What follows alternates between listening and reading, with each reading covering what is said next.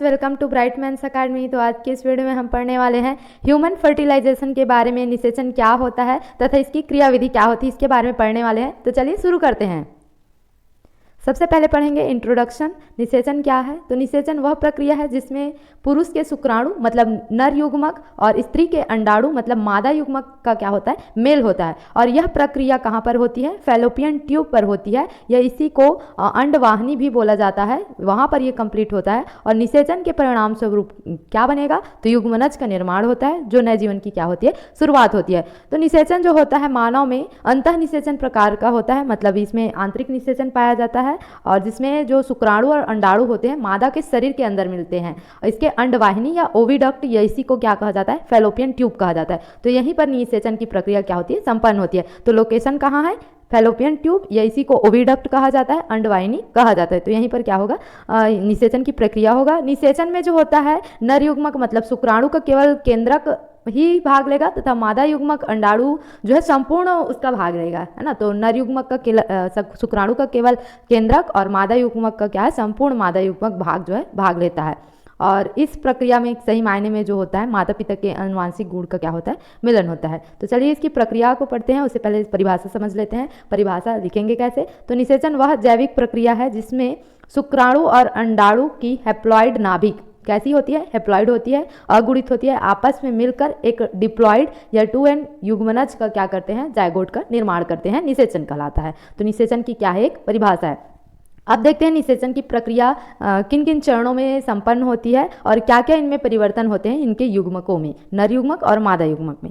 तो निषेचन की प्रक्रिया पढ़ते हैं। Process of fertilisation. तो रसखलन के बाद, है ना, वीर्य रसखलन या इसी को एजुकुलेशन कहा जाता है, जिसमें मेल जो होते हैं अपने पेनिस से जो है स्पर्म का या वीर्य का, सीमन का क्या करते हैं, रसखलन करते हैं। देखिए मेल में जो है सीमन का बाहर निकलना या स्पर्म का बाहर निकलना रसखलन कहलाता है, वीर्य स्खलन। और फीमेल में जो है ओवम का बाहर निकलना ओवरी से क्या कहलाता है, ओव्यूलेशन कहलाता है। तो एजुकुलेशन या वीर्यपात या रसखलन के बाद जो है लाखों मात्रा में जो है स्पर्म शुक्राणु जो है स्त्री प्रजनन पथ या जिस वजाइना में क्या करेंगे, प्रवेश करेंगे। और वजाइना में प्रवेश करने के बाद क्या है, ये अधिकांशतः क्या हो जाएंगे, नष्ट हो जाएंगे। क्यों? क्योंकि वजाइना की अम्लता के कारण क्या हो जाएंगे, ये नष्ट हो जाएंगे। और केवल कुछ 100 ही अंडाणु तक क्या हो जाते हैं, पहुंच पाते। उसमें से केवल एक ही बस क्या करेगा, निषेचन करेगा। तो देखिए लाखों की मात्रा में शुक्राणु रहते हैं, परंतु निषेचन कितने से होगा, मात्र एक ही शुक्राणु से क्या होता है, निषेचन होता है। तो इसकी क्रियाविधि में सबसे पहला होता है कैपेसिटेशन या प्रक्रिया होती है, कैपेसिटेशन की प्रक्रिया। तो रसखलन के बाद वजाइना में जैसे ही शुक्राणु प्रवेश करे वो उसके बाद कहाँ चले जाएंगे, तो वो जाएंगे फैलोपियन ट्यूब में। अब यहाँ पर भी शुक्राणुओं को डिसाइड करना होता है कि कौन से वाले फैलोपियन ट्यूब में जाना है। कि एक महीने में केवल एक ही साइड के ओवरी से ओव्यूलेशन होता है, तो उसी साइड के फैलोपियन ट्यूब में ओव्यूल प्रेजेंट रहेगा। तो इस तरीके से यहाँ पर शुक्राणुओं में क्या चलता है, रेस चलता है। तो कैपेसिटेशन होगा, मतलब वीर्यपात के बाद कैपेसिटेशन। इस प्रक्रिया में क्या होता है, तो इस प्रक्रिया में कैपेसिटेशन की प्रक्रिया में क्या होता है, महिला प्रजनन पथ में पहुंचने के बाद जो है शुक्राणु की झिल्ली में क्या होने लगता है, परिवर्तन। तो देखिए जो स्पर्म के मेम्ब्रेन होते हैं उस परिवर्तन या चेंजेस को ही क्या कहा जाता है, कैपेसिटेशन कहा जाता है। तो क्वेश्चन पूछा जा सकता है कैपेसिटेशन क्या है। तो ओव्यूलेशन के बाद जब स्पर्म जो है फीमेल वजाइना में प्रवेश करता है तो उसके बाद जो है शुक्राणु की झिल्ली में प्रवेश परिवर्तन होता है, इसी को क्या कहते हैं, कैपेसिटेशन कहते हैं। और जिससे क्या है, वह अंडाणु की परत को भेदने योग्य बन जाता है इस परिवर्तन के बाद। तो ये परिवर्तन होने के बाद दूसरा जो प्रोसेस होगा, इसके बाद एक्रोसोम में प्रतिक्रिया होगी, है ना, एक्रोसोम रिएक्शन होगा, जिसमें जो है शुक्राणु के सिर में से, आप सभी जानते हैं स्पर्म में 3 पार्ट्स होते हैं, हेड वाला पार्ट, मिडिल पोर्शन और टेल वाला पार्ट। तो हेड वाले पोर्शन में, सिर वाले भाग में एक्रोसोम होता है सामने में, और एक्रोसोम में ही क्या होता है, एक्रोसोम में एंजाइम्स प्रेजेंट होते हैं। तो यहीं पर क्या होगी, एक्रोसोम प्रतिक्रिया होगी, मतलब वहाँ के जो एंजाइम प्रेजेंट होंगे वो ओवम के उसके कोरोना रेडिएटा और जोना पेलिसुडा को पिघलाने का काम करेंगे। तो ये क्या कहलाएगा, एक्रोसोम प्रतिक्रिया या एक्रोसोम रिएक्शन कहलाता है, जिसमें शुक्राणु के सिर के जो एक्रोसोम होते हैं उसको हाइलोन्यूराइड्स और एक्रोसिन नामक एंजाइम निकलते हैं, जो कि अंडाणु की कोरोना रेडिएटा और जोना पेलुसिडा को क्या करता है, पिघलाने का काम करता है, और पिघलाकर क्या करते हैं, ये रास्ता बनाते हैं। तो इस प्रक्रिया से केवल एक ही शुक्राणु जो है अंडाणु की प्लाज्मा मेम्ब्रेन से जुड़ करके क्या करेंगे, अंदर प्रवेश करेंगे। देखिए लाखों की मात्रा में आते हैं, लेकिन केवल एक ही क्या है, शुक्राणु अंडाणु के अंदर प्रवेश कर पाते हैं। उसके बाद जो है ओवम अपने अंदर ऐसी डेवलप कर लेते हैं जिससे दूसरा क्या है, शुक्राणु उसके अंदर प्रवेश न कर सके। तो देखिए शुक्राणु के प्रवेश के तुरंत बाद ही क्या होती है, कौन सी प्रक्रिया होती है, कॉर्टिकल प्रतिक्रिया। देखिए सबसे पहले क्या हुआ था, सबसे पहले जो हुआ था शुक्राणुओं में शुक्राणु जो आए थे वजाइना से, उसके बाद वो उनके एक्रोसोम में क्या हुए, एंजाइम्स रिलीज हुए जो कि जोना पेलुसिडा को भेदने का काम करा है, जिसको एक्रोसोमल प्रतिक्रिया कहे। एक्रोसोमल प्रतिक्रिया के बाद कॉर्टिकल प्रतिक्रिया आया, जिसमें अंडाणु से क्या होने स्टार्ट हो जाएगा, कैल्शियम आयन निकलना स्टार्ट हो जाएगा, और अंडाणु की सतह पर ऐसे परिवर्तन आते हैं जिससे अन्य किसी शुक्राणु का प्रवेश क्या हो जाता है, रुक जाता है। मतलब पॉलीस्पर्मी ब्लॉक कहते हैं इसको, क्या कहते हैं, पॉलीस्पर्मी ब्लॉक। देखिए कि ओवम में ऐसे कुछ चेंजेस होना स्टार्ट हो जाता है उसके सतह पर कि दूसरा जो है स्पर्म उसमें घुस ही ना सके, उसमें प्रवेश ही ना कर सके, एक ही केवल स्पर्म घुसे, उसके बाद घुसने के बाद उसमें चेंजेस होना स्टार्ट हो जाता है, और जिसको कहते हैं कॉर्टिकल प्रतिक्रिया। तो याद रखिए कॉर्टिकल प्रतिक्रिया क्या है, तो शुक्राणु के प्रवेश के तुरंत बाद ही अंडाणु की जो सतह होती है उसमें से कैल्शियम आयन निकलते हैं, जिसके कारण से कुछ ऐसे परिवर्तन होते हैं उसके सतह में, जिस कारण से दूसरा जो अन्य शुक्राणु है उसमें उसका जाना प्रवेश जो हो जाता है वर्जित हो जाता है, और इसको क्या कहते हैं, पॉलीस्पर्मी ब्लॉक। मतलब एक से अधिक स्पर्म उस पर क्या न सके, एंटर न कर सके। तो कॉर्टिकल प्रतिक्रिया के बाद क्या आता है, इसके अंत में अब शुक्राणु क्योंकि अंडाणु के अंदर उसके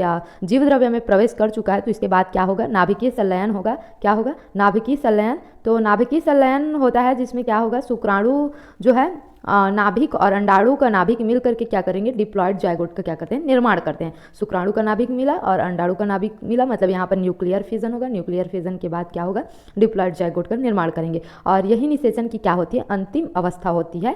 तो इस तरीके से निषेचन की प्रक्रिया क्या हो जाती है, पूर्ण हो जाती है, और यही से क्या है, भ्रूणी विकास की क्या होती है, शुरुआत होती है। तो इस तरीके से हमने क्या है, निषेचन की विभिन्न अवस्था को पढ़ा, मतलब उनमें कौन कौन सी प्रक्रिया होती है। तो सबसे पहले हमने कैप्सिटेशन पढ़ा। कैप्सिटेशन में क्या होगा, तो शुक्राणु के जो झिल्ले होंगे उनमें परिवर्तन होंगे, जिस कारण से वो अंडाणु को भेदने योग्य बन जाएंगे, उसकी परत को भेदने योग्य। उसके बाद इसमें एक्रोसोमल रिएक्शन होगा, जिस कारण से उसके एक्रोसोम से, स्पर्म के एक्रोसोम से हाइलोन्यूराइड्स और एक्रोजिन एंजाइम निकलना स्टार्ट हो जाएंगे, जो कि कोरोना रेडिएटा और जोना पेलुसिडा को क्या करेंगे, भेदनेंगे। उसके बाद एक्रोसोम प्रतिक्रिया के तुरंत बाद ही क्या हो जाएगा, कॉर्टिकल प्रतिक्रिया होगा, जिसमें अंडाणु अपने चारों ओर कैल्शियम आयन बनाना स्टार्ट करेंगे, जिसे पॉलीस्पर्मी ब्लॉक हो जाएगा। उसके बाद कॉर्टिकल प्रतिक्रिया के बाद क्या होता है, न्यूक्लियर फिजन होता है, जिसमें शुक्राणु का नाभिक और अंडाणु का नाभिक मिलकर के क्या करते हैं, द्विगुणित युग्मनज का क्या करते हैं, निर्माण करते हैं। तो इस तरीके से क्या है, निषेचन की प्रक्रिया संपन्न होती है।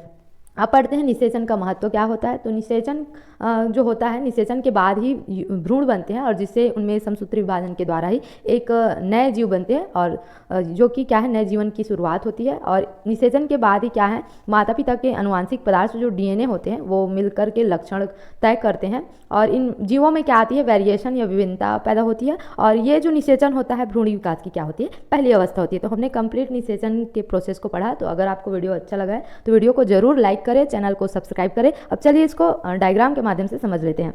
तो देख सकते हैं यहाँ पर डायग्राम है, जहाँ पर आपको दिखाई दे रहा होगा क्या, ओवम। तो ये ओवम है, ओवम के लेयर दिखाई दे रहे होंगे आपको, जोना पेलुसिडा, और ये एग का क्या है, प्लाज्मा मेम्ब्रेन है, और यहीं पर ये एग का साइटोप्लाज्मा पूरा है ना। तो देखिए सबसे पहले वजाइना के थ्रू क्या होंगे, स्पर्म एंटर करेंगे, फैलोपियन ट्यूब में जाएंगे, और उसके बाद कैपिसिटेशन होगा। कैपिसिटेशन मतलब स्पर्म के एक्रोसोम में उसकी झिल्ली में परिवर्तन होंगी, जिस कारण से वो क्या होंगे, ओवम के स्तर को या उसके परत को, जोना पेलुसिडा को भेदने में सक्षम होंगे। और उसके बाद दूसरा होगा एक्रोसोमल प्रतिक्रिया। तो देख सकते हैं दूसरा स्टेज क्या है, दूसरा चरण यहाँ पर देख सकते हैं एक्रोसोम रिएक्शन है, जो कि जोना पेलुसिडा से करेगा, क्योंकि इसके एक्रोसोम से क्या होते हैं, कौन से एंजाइम, हाइलोन्यूराइड्स और एक्रोसिन एंजाइम क्या होते हैं, रिलीज होते हैं, जो कि जोना पेलुसिडा को भेदने का काम करते हैं। उसके बाद थर्ड जो था क्या था, उसमें ये जो जोना पेलुसिडा था वो भेदना स्टार्ट हो जाएगा। भेदने के बाद यहाँ पर इसके जोना पेलुसिडा भेदना स्टार्ट हो गए। भेदने के बाद क्या है, में ये एक्रोसोमल रिएक्शन करने के बाद ये इनके न्यूक्लियस अंदर से क्या होंगे, प्रेजेंट होंगे। उसके बाद एक आवरण बना लेती है, ओवम, जिसमें कैल्शियम 2+ आयन रिलीज होते हैं ताकि दूसरा स्पर्म क्या ना हो सके, एंटर ना कर सके, और उसके बाद दोनों के न्यूक्लियस आपस में मिल जाएंगे और ये क्या करेंगे, फ्यूज़न करेंगे। तो इस तरीके से क्या होता है, फर्टिलाइजेशन का प्रोसेस होता है।